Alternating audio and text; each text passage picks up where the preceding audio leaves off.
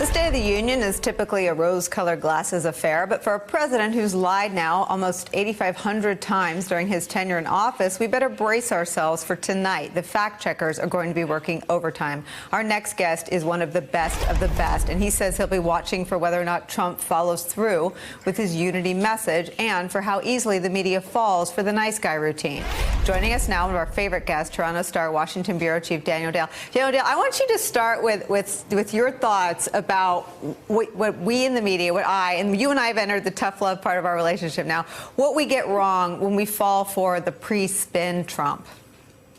Well, I think we get everything wrong because he is only that version of himself for an hour, and then he immediately reverts within 24, maximum 48 hours to the Trump we see the other, 363 to 364 days of the year. And so last year, his team executed what I thought was quite a masterful fake out. They told the media in advance that this was going to be a speech about unity and bipartisanship, and got the media to run in their early front page headlines for the next day's paper, headlines about bipartisanship, even though the speech included just a nod to that, just a paragraph or so, before he reverted to his usual fear-mongering about, brutal crimes committed by illegal immigrants. So I think we not only need to watch for how much of the speech is devoted to this so-called unity call, but put it in the context of the other 2 years of his presidency.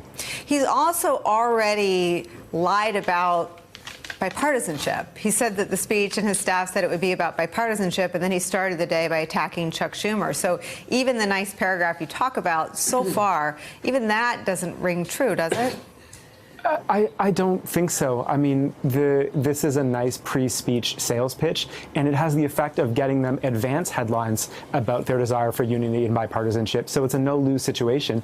And then he goes into the speech and does the same pitch to his base, trying to rile people up about immigration and so on, as he has always done. And so I would just urge my colleagues in the media to watch the speech and react to that, and not react to the pre-spin from his team. I'm going to advise them to watch you and your Twitter feed, because that's how I watch everything these days. But I want to go through some of the specifics. So on immigration, and you track all the lies, I feel like most of what you turn around on an hour-to-hour, day-to-day basis is around immigration. What do you expect tonight? What are you looking for? What are you ready to sort of fact-check on that front?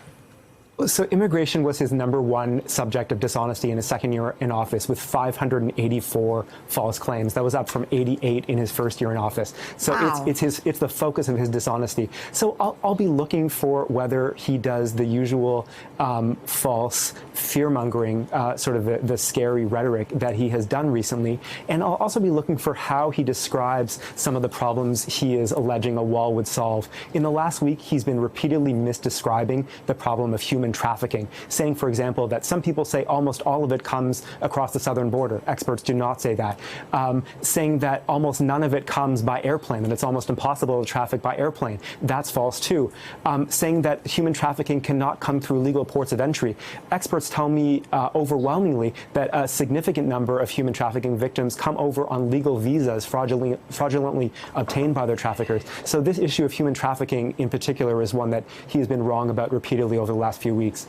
When I saw some of your thoughts, I looked back at the last two addresses to the nation. One wasn't technically a State of the Union, but he called for healing in 2017, and I think within days we got the Muslim ban, and within weeks or months we got the KKK rally where he described good people on both sides. In 2018, he called for common ground.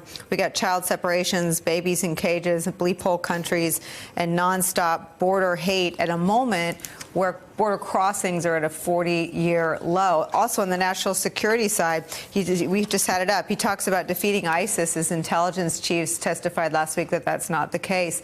He talks about his love affair with Kim Jong-un and the letters they send one another.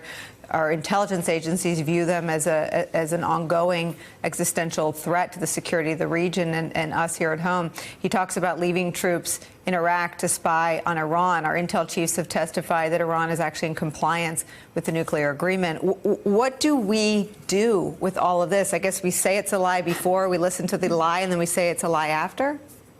Yeah, I just think we need to point it out all the time.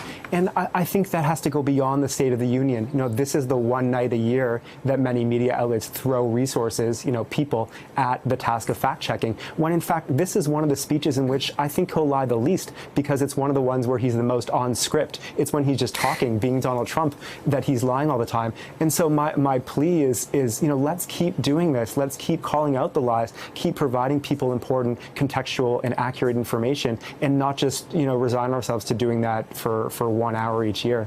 Hey there, I'm Chris Hayes from MSNBC. Thanks for watching MSNBC on YouTube. If you want to keep up to date with the videos we're putting out, you can click subscribe just below me, or click over on this list to see lots of other great videos.